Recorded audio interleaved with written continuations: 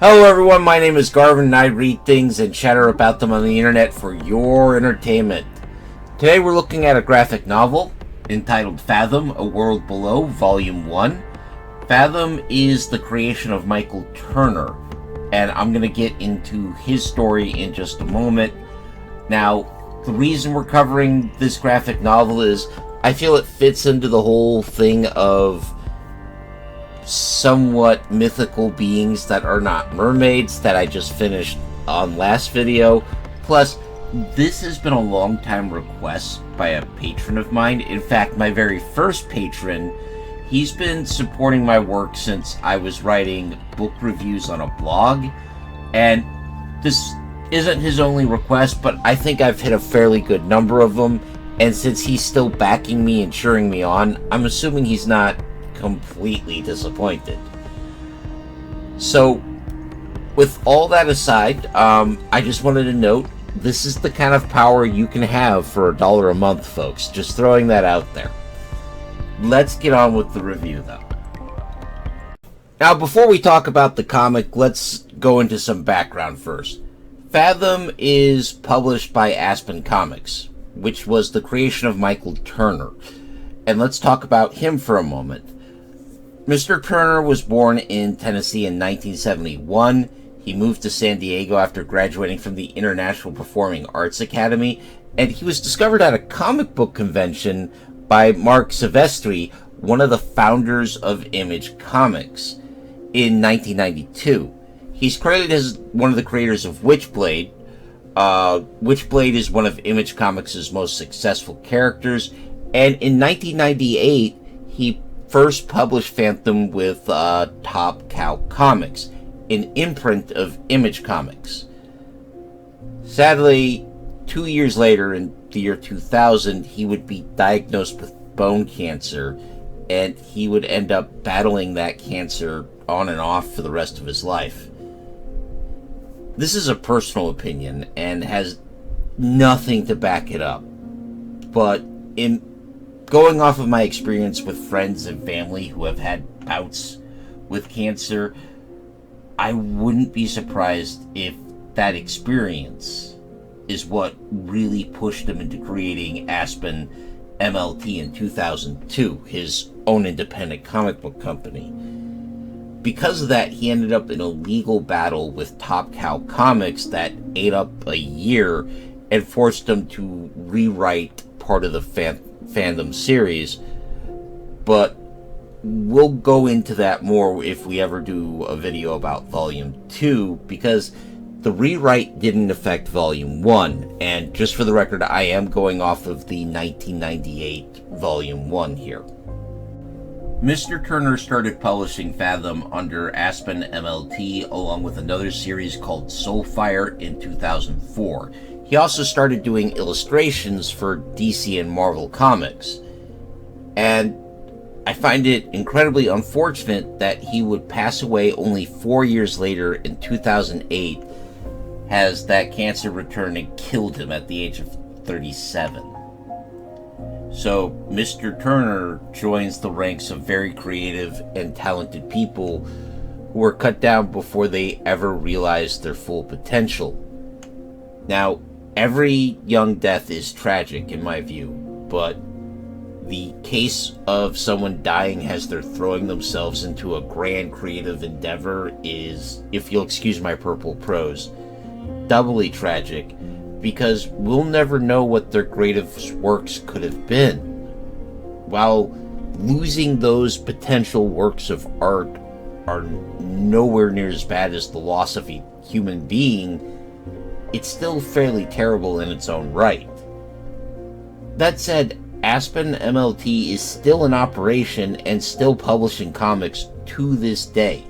So, a part of Mr. Turner's work lives on, and I guess you really can't ask for much more than that. It's a good legacy to have, to know that some part of what you worked on will continue beyond you. But that's as much space as I'm going to give this admittedly heavy, grim topic, and I'd like to turn to the comic itself. Now, fair warning, there are going to be spoilers because this is a 26-year-old comic. You have been warned. Fathom is the story of Aspen Matthews, a woman whose life is fairly mysterious. She was found at roughly about the age of 14 on a luxury liner called Paradise. She has no memory of her life before the age of 14, and no one knows who the hell she is. To be fair, there were other things to worry about if you were a passenger on the Paradise, because when the ship returned to its home port of San Diego, they found out they had been missing for 10 years and had experienced no passage of time. Sadly, Volume 1 doesn't touch on this mysterious past. It's a great setup. It's a hell of a hook to get someone pulled into the story, so I like it, but there's no real follow-up in Volume 1. That said, if nothing else, I have to say Mr. Turner knew how to start a story. I'm gonna give him that. Aspen was adopted by a naval captain who had been on the liner, and she grew up with an irresistible pull to the ocean and water in general. She would become a marine biologist and was so good in her field that, well, it almost got her killed because she was recruited for a top-secret government project, and on her very first day, a mistake leads to her underwater base taking a torpedo, and basically she unlocks your superpowers because the alternative is dying as the ocean crashes in on her.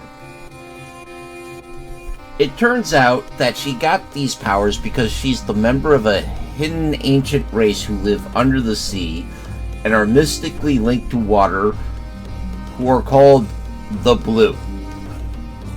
I'm not going to mock the name because at least it's easy to remember and makes a certain degree of sense. And when you get into history, you find that people have named themselves worse things for worse reasons. In fact, my advice to starting writers is you're going to want to throw out these weird, long, crazy names with a lot of significance for your various peoples and places.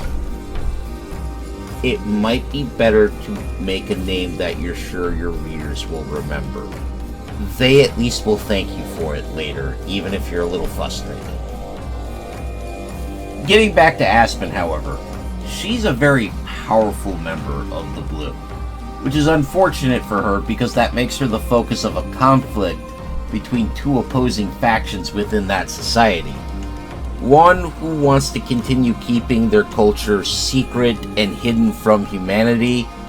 This is my least favorite part of these stories because, of course, everyone in the society complains about humanity's conduct, but how can humanity address even their rightful complaints when humanity doesn't even know they exist?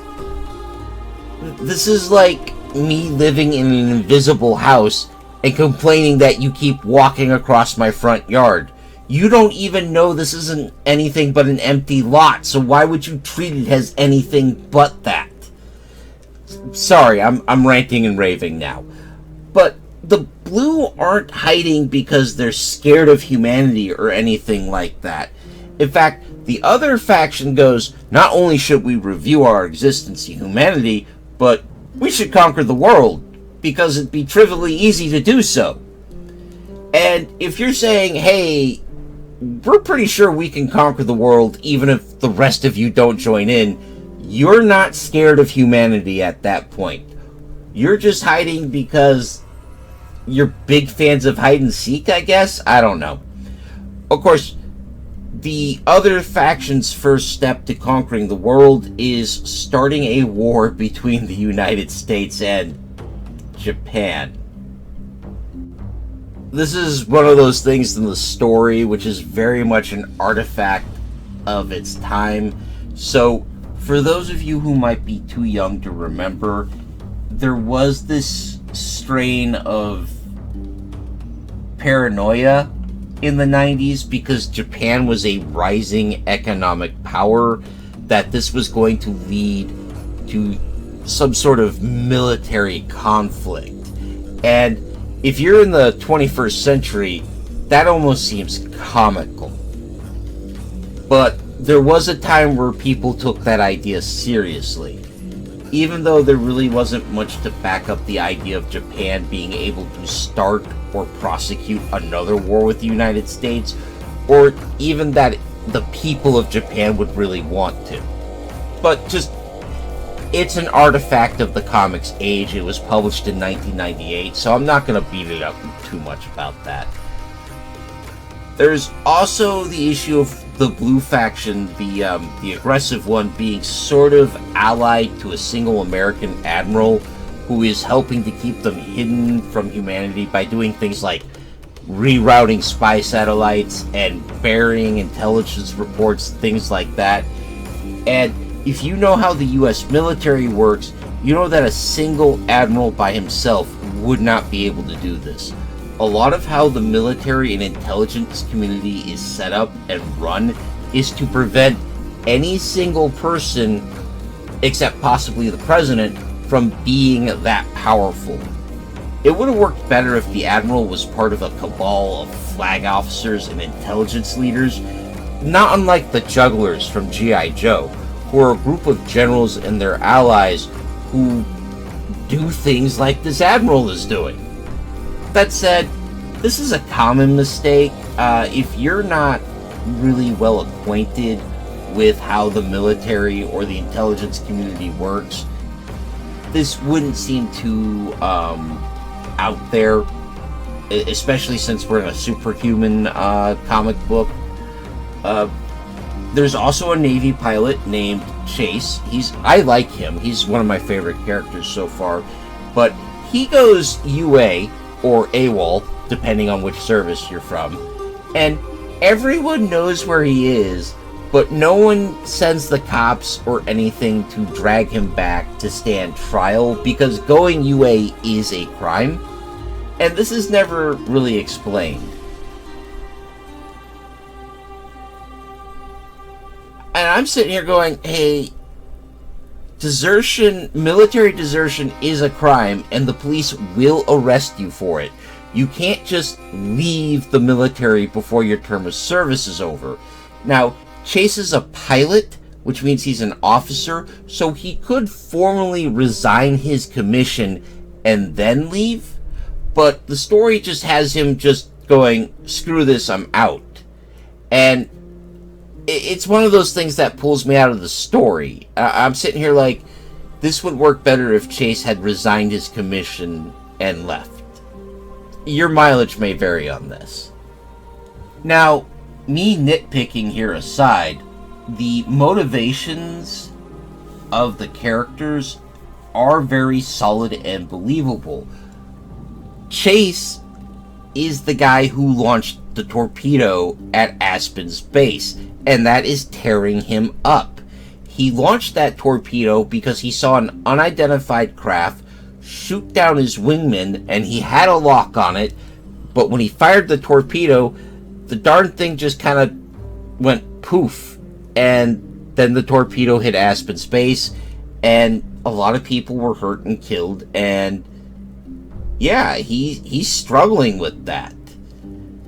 And it makes sense that he would be willing to drop everything to try and get some closure and try to get some answers as to what happened here. I just feel like it could have been handled better. And I don't mind the fact that he does some crazy stuff, but it's also like, hey, you just let this guy wander around. I'm sorry, I'm beating this to death. I'm gonna let it go. But it's not just Chase's motivations and actions that are perfectly reasonable here. The villain's motivations, once they're laid out, also make a certain amount of sense. This faction of the Blue, led by a individual called Killigan, doesn't believe humanity is capable of managing its own affairs. And I mean, if you lived through the 20th century, I could kind of see the argument. I believe humanity can run its own affairs, don't get me wrong, but if someone was outside looking in and they told me they felt this way, I would have to grant that I could see where they got that. Even the Admiral's motivations make sense. Everybody's motivations make sense, and I really like that. The plot is also fairly solid. So, there's a lot of good ideas here. It's a good, solid, workable story. The two biggest weaknesses, however, are the pace of the plot, because it's moving at breakneck speed, and the telling and not showing, because a lot of stuff is told to us.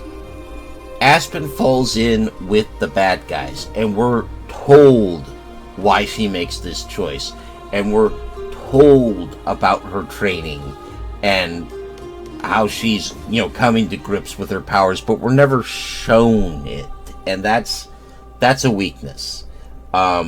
We are told the Admiral's motivations and how he set all this up, but we're never shown it, and that's a weakness.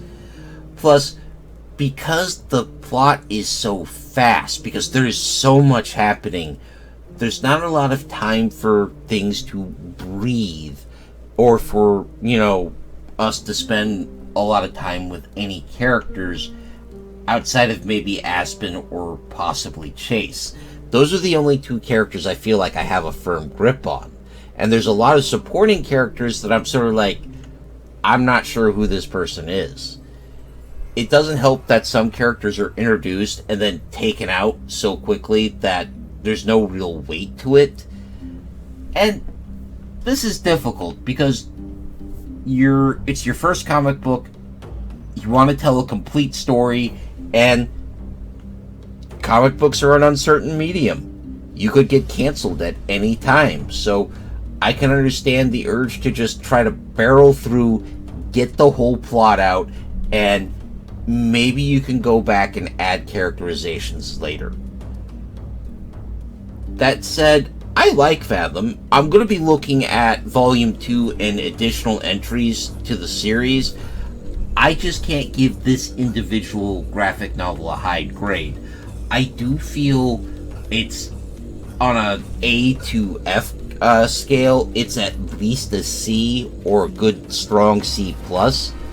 But it's held back by the fact that it's in such a hurry that it tells instead of shows, and the pace undercuts how well you can get to know the cast. That said, given what was going on in real life, I understand why Mr. Turner wanted to get his story out there as quick as he could, and I'd be really interested in seeing this story, like Volume 1, get something of a rewrite that gives it more time to breathe and develop its characters, and there's a lot of potential here. I like it. That said, the series is still going, so it's entirely possible that the characters have already been fleshed out and developed, because I am really behind here. I believe that currently Aspen Comics is on like Volume 7 or 8, so keep in mind I'm behind the power curve here. Well, with all that off my chest, I think this is a good place to stop for this week. I hope you found this video informative, or at least entertaining. If you did, please leave a like, a comment, or even subscribe. All these help me in my eternal struggle against the Dread Lord algorithm. Terror be on his name. I'd like to give a special thanks to Big Steve, my biggest supporter. We could not have gotten this far without you, man. Next week, we're going to look at various merfolk in popular culture, starting with the 1984 movie Splash. I hope you'll join me, but until then, take care of yourself, take care of each other, and of course, keep reading.